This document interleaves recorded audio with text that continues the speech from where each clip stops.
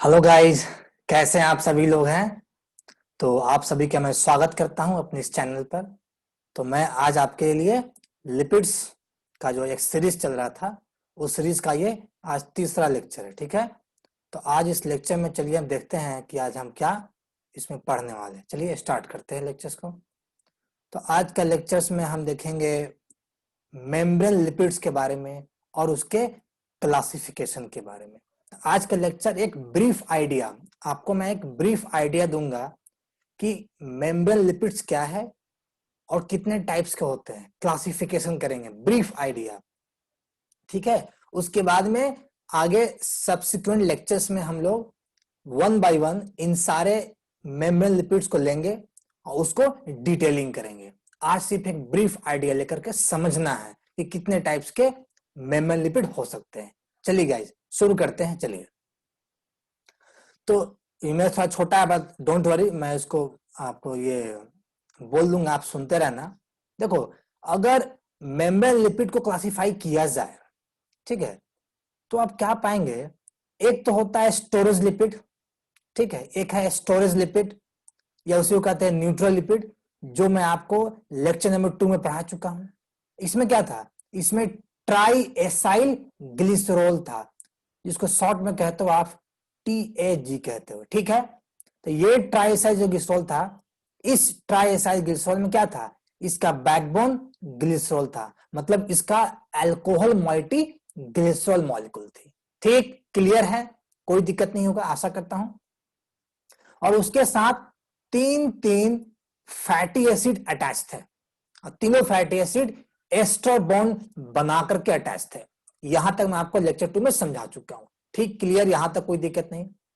अगर हम membrane lipids की बात करें, मेम्ब्रेन लिपिड्स की बात करें, तो यह लिपिड पोलर होता है। क्या होता है, पोलर। पोलर यानी पोलैरिटी है, इसमें पोलर ग्रुप हो सकता है, जैसे कि इसमें OH ग्रुप पोलर होता है, आपका एमीन ग्रुप हो सकता है जो एक पोलर है। इसमें एक पोलैरिटी होगी ही होगी, तभी ये मेम्ब्रेन लिपिड में पाया जाएगा। यहां तक तो क्लियर है, कोई समस्या तो आपको नहीं होनी चाहिए। चलिए, तो इनको तीन कैटेगरी में बांटा गया। पहली कैटेगरी है फॉस्फोलिपिड्स, दूसरी है ग्लाइकोलिपिड, तीसरी है आर्कीबैक्टीरियल ईथर लिपिड्स। ठीक, क्लियर, यहां तक कोई समस्या नहीं। चलिए, अगर फॉस्फोलिपिड की हम बात करें, इसमें अगेन दो कैटेगरी है।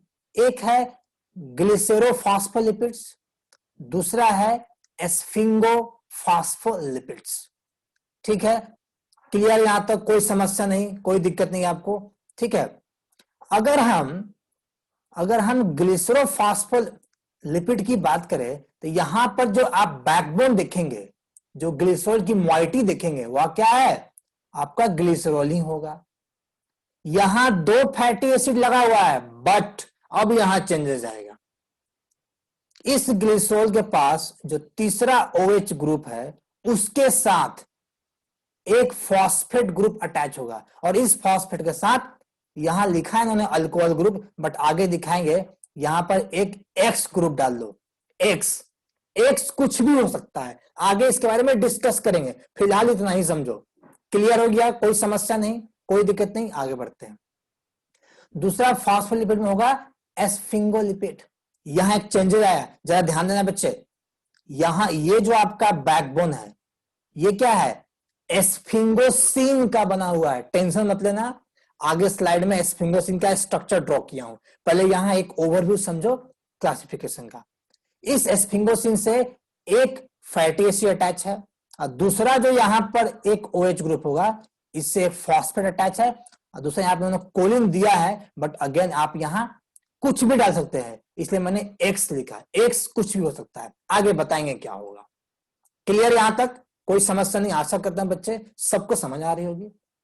अगर हम ग्लाइकोलिपिड की बात करें, तो यहां अगेन दो टाइप का होगा, एस्फिंगोलिपिड एंड गैलेक्टोलिपिड्स या सल्फोलिपिड। फिर से देखो, नाम आया एस्फिंगो, एस्फिंगो का मतलब क्लियर हो गया बेटा कि इसका भी क्या है, बैकबोन क्या है आपका, एस्फिंगोसिन बैकबोन है। यहां भी एक फैटी एसिड होगा, बट यहां एक चेंजेस आया, ध्यान दो। चेंजेस ये हुआ कि एस्फिंगोलिपिड में, इस एस्फिंगोसिन में जो OH था, इस OH से आपका यहाँ पर फॉस्फेट ग्रुप अटैच नहीं है, यहाँ आपका मोनो या ओलिगोसैकेराइड, सिंपल भाषा में कहो कार्बोहाइड्रेट मॉइटी इससे अटैच है। ठीक है, इसके बारे में थोड़ा सा लिटिल ब्रीफिंग करेंगे आगे आने वाली स्लाइड में, अभी तक यहां समझो। क्लियर हो गया, कोई समस्या नहीं, आगे बढ़ते हैं। इसमें गैलेक्टोलिपिड भी हो सकता है। अब क्या होगा गैलेक्टोलिपिड में, हाँ यहां जो होगा गैलेक्टोलिपिड में, यहां अगेन क्या होगा, ग्लिसरॉल मॉइटी आपका आ जाएगा बैकबोन, अगेन 2 फॉस्फेट, और तीसरा फॉस्फेट जो है, सॉरी 2 फैटी एसिड चेन होगा, और तीसरा जो यहाँ OH ग्रुप था, यहां फॉस्फेट नहीं आएगा, यहां कार्बोहाइड्रेट और साथ में एक सल्फेट ग्रुप जोड़ा गया, इसलिए इसका नाम पड़ा सल्फोलिपिड भी या गैलेक्टोलिपिड भी। ये समझा रहा हूं, समझ लो, क्योंकि इस पर डायरेक्ट क्वेश्चन आ सकता है, CSIR नेट के सेक्शन बी वाले पार्ट में आ सकता है। ठीक, क्लियर यहां तक, कोई समस्या नहीं, आगे बढ़ते हैं। तीसरा क्लासिफिकेशन है आर्कीबैक्टीरिया इथैलिप। आर्कीबैक्टीरिया यानी जितने भी आपका आर्कीबैक्टीरिया जो होता है, और ये उसमें उसमें उसके मेम्ब्रेन में लिपिड होता है, उसमें याद रखिएगा ईथर लिपिड, ईथर, कल को यही पूछ देगा सवाल में सेक्शन बी में, इसमें से कौन सा मेम्ब्रेन लिपिड है जिसमें ईथर लिंकेज होता है, वह सिर्फ आर्कीबैक्टीरियल होगा जिसमें ईथर लिंकेज होता है। ठीक है, आगे बढ़े, चलिए। तो इसका बैकबोन क्या होगा, इसमें 2 ग्लिसरॉल है, एक ग्लिसरॉल यहां नहीं, बैकबोन तो ग्लिसरॉल ही होगा, यहां बैकबोन ग्लिसरॉल है, यहां एक थर्ड OH पर फॉस्फेट ग्रुप है, इसके बीच में डाइफाइटेनिल अल्काइल चेन है, और फिर ये ग्लिसरॉल से अटैच हो गया, फिर ये फॉस्फेट से, फिर ग्लिसरॉल से, इस प्रकार का इसमें अटैचमेंट होता है। ये आपको याद रखना बहुत जरूरी है। ये जो आपका डाइफेटाइल जो ग्रुप है आपका, यहां पर देख रहे हो, यहां पर ये क्या है, ईथर लिंकेज है, इसको याद रखिएगा, डायरेक्ट सेक्शन बी में यही सवाल आपसे पूछ देगा। ठीक है, कोई समस्या नहीं, कोई दिक्कत नहीं बेटे, आगे बढ़े, चलिए। अब कुछ की पॉइंट समझिए, की ये समझना है, येलो कलर जो यहां दिखाया देखो, ये येलो कलर, येलो कलर क्या बता रहा है, ये बता रहा है long chain alkyl group fatty acid का, सभी में जहां जहां आपका येलो, यहां भी येलो, यहां येलो, यहां येलो, यहां येलो, ये सब क्या है, अल्काइल चेन है जो उनके साथ अटैच है, ये समझना बहुत जरूरी है।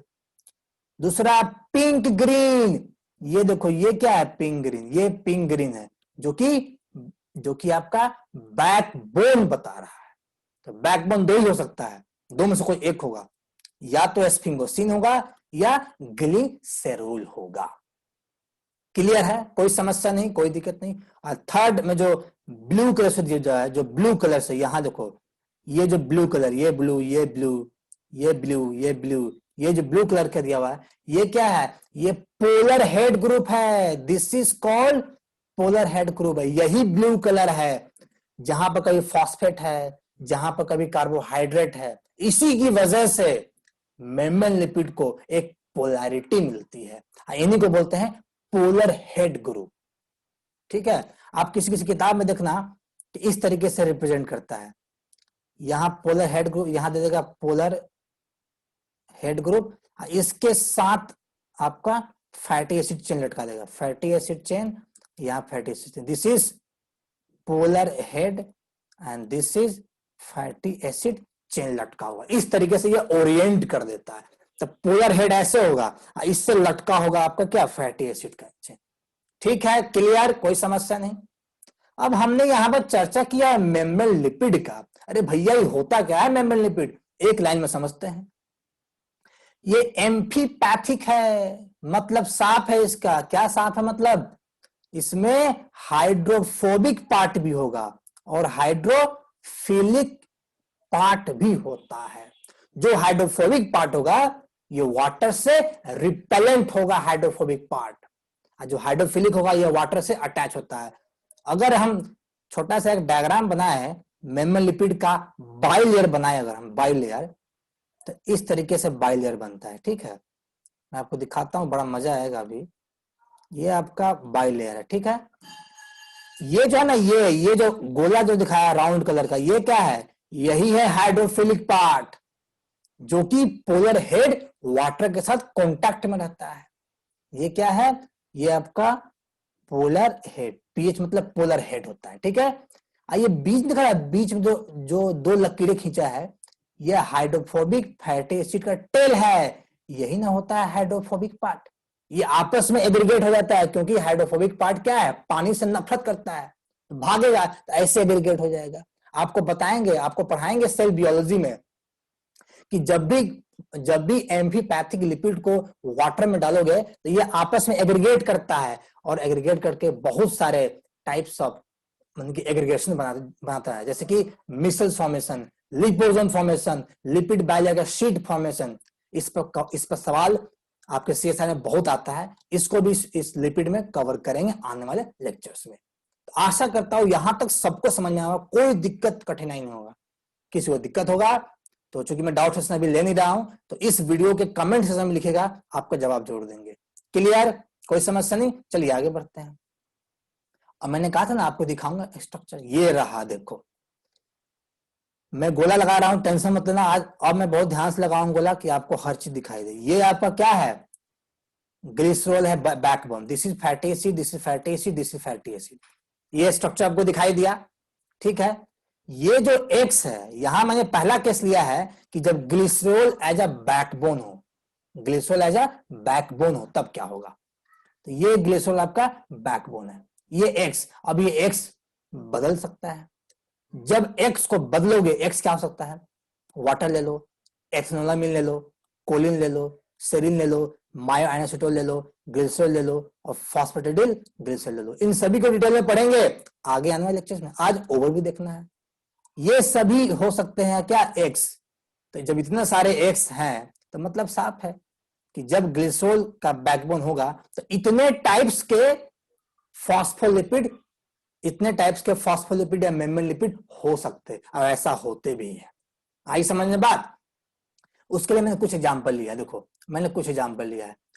ट्राइसाइक्लिसरॉल, इसका बैकबोन होता है glycerol. Glycerol phospholipid, again backbone is glycerol. Galactolipid, backbone is glycerol. Sulfolipid, backbone is glycerol, ठीक है। और यहां जो अल्काइल से अटैच होगा ये हमेशा एस्टर लिंकेज से अटैच होगा। कल को यही सवाल पूछेगा कि which of the following membrane lipid having only ester linkage. तीन दे देगा, तीन दे देगा, तीन आपको दे देगा, तीन दे देगा एस्टर वाला, चौथा दे देगा ईथर लिंकेज, और उसमें मोर देन वन ऑप्शन सही हो सकता है। क्लियर हो गया, कोई समस्या नहीं, कोई दिक्कत नहीं, ठीक है। इसी में आर्कीबैक्टीरियल लिपिड भी होता है, आर्कीबैक्टीरियल का मेम्ब्रेन लिपिड भी है। यहां मैंने बताया था, यहां जो सबसे इंपॉर्टेंट बात जो ध्यान देना, जो पेपर में आ सकता है, वह है ईथर लिंकेज। क्या है, ईथर लिंकेज ग्लिसरॉल मॉइटी के साथ। और यहाँ एक और बात, यहां जो अल्काइल चेन होगा ये हमेशा ब्रांच होता है। बाकी सब लिपिड में अल्काइल चेन ब्रांच नहीं होता है, बट आर्कियल के बैक्टीरियल मेम्ब्रेन में आपका अल्काइल चेन ब्रांच हो सकता है।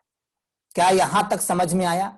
कोई दिक्कत, कोई समस्या हो तो इस वीडियो के कमेंट सेक्शन में लिखिएगा, आपको समझ में जरूर आएगा। ठीक है बेटा, चलिए आगे बढ़ते हैं। अब मैंने इसी को कंटिन्यू किया, अब लिया फास्फोलिपिड, मतलब यहां ये पार्ट जो है, ये पार्ट क्या है, पोलर हेड है ना। जब पोलर हेड होगा यहां तो क्या होगा, फॉस्फेट है, ये क्या बन रहा है, फॉस्फेट डाइएस्टर बॉन्ड बन रहा है।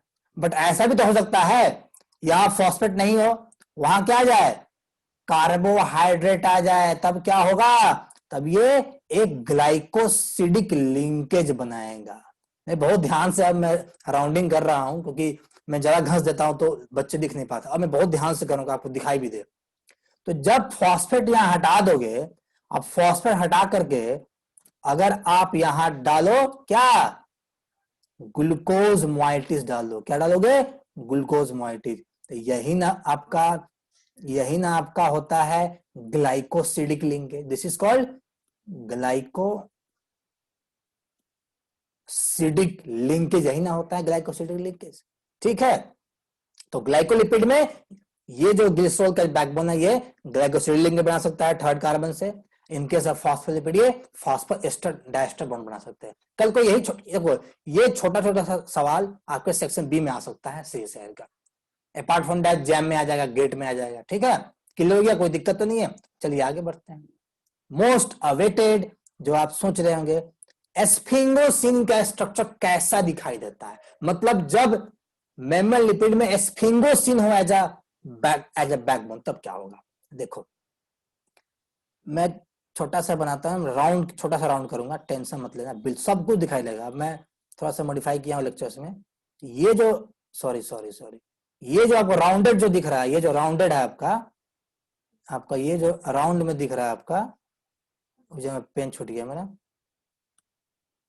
ये जो राउंड दिख रहा है ना, इसी राउंड को कहते हैं स्फिंगोसिन। समझो, इस स्फिंगोसिन में क्या होगा, एक OH यहां होता है, ठीक है, यहां NH है, क्या यहां पर NH2 एमीन ग्रुप है, एमीन ग्रुप, ध्यान रखिएगा बेटे।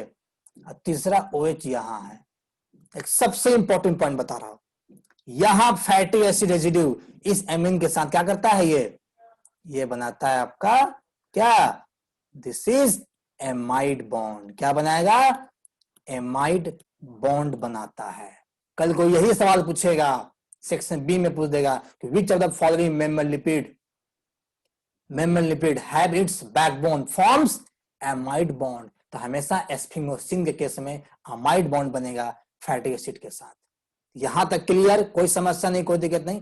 इस स्फिंगोसिन को कभी कभी सेरामाइड भी कहते हैं, इसका दूसरा नाम है, याद रखिएगा। यहां भी ये जो OH ग्रुप है, ये OH ग्रुप क्या हो सकता है, उसको हटा करके फॉस्फेट और X जोड़ दो, और यहां भी X ग्रुप क्या होगा, जो पिछले साइड में दिखाया था वही सब X ग्रुप यहां भी हो सकता है। ठीक, क्लियर। और यहां पर कार्बोहाइड्रेट भी आ सकता है। जो मैंने बताया अमाइड बॉन्ड, वही अमाइड लिंकेज यहां भी होता है।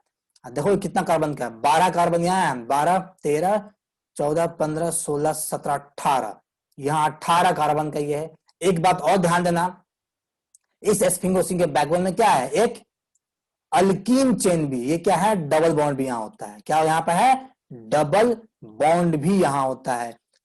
क्वेश्चन ऐसे पूछ देगा, सेक्शन सी में आपसे पूछ देगा विच of the following statement is correct about sphingosine, 4-5 statement लगातार दे देगा, 1 2 is correct, 2 3 is correct, 4 5 correct, इस तरह का सवाल आ जाएगा। इसे पूरा का पूरा डाल के पूछ देगा आपसे। एक एक पॉइंट काफी ज्यादा इंपॉर्टेंट है, कल कोई पेपर में आ सकता है कि स्फिंगोसिन में एमीन ग्रुप होगा, ये एमाइड बॉन्ड बनाएगा फैटी एसिड के साथ, इसमें अल्कीन ग्रुप होता है, इसके तीसरा OH के साथ फॉस्फेट X जुड़ सकता है या कार्बोहाइड्रेट हो सकता है। 5 एसिड बन गया, सवाल पूछ देगा आपसे। क्लियर हो गया। आगे बताएंगे सब्सिक्वेंट क्लासेस में कि स्फिंगोसिन का बैकबोन वाला मेम्ब्रेन लिपिड किस किस प्रकार के सेल के मेम्ब्रेन में पाया जाता है, ये बताएंगे आपको। यहां तक क्लियर हो गया, कोई समस्या नहीं, कोई दिक्कत नहीं, आगे बढ़े। चलिए, तो लेक्चर यहीं पर समाप्त होता है। आज ये रहा सिर्फ ओवरव्यू रहा मेम्ब्रेन लिपिड के क्लासिफिकेशन, उसके बारे में। अच्छा लगा हो बेटा तो वीडियो को लाइक कर दीजिएगा, नए बच्चे सब्सक्राइब करना और बेल घंटी दबा देना, ताकि सारे क्लास का नोटिफिकेशन आपको मिलता रहे और इसी तरह आप मजे करते रहें। आज डाउट से नहीं लेंगे, तो जो भी डाउट होगा कमेंट सेक्शन में लिख दीजिएगा, ठीक है। तब तक के लिए बाय, अलविदा, टेक केयर, ख्याल रखना, फिर मिलते हैं अगले क्लास में। और हमेशा मुस्कुराते रहिएगा, फिर मिलेंगे आपसे अगली बार।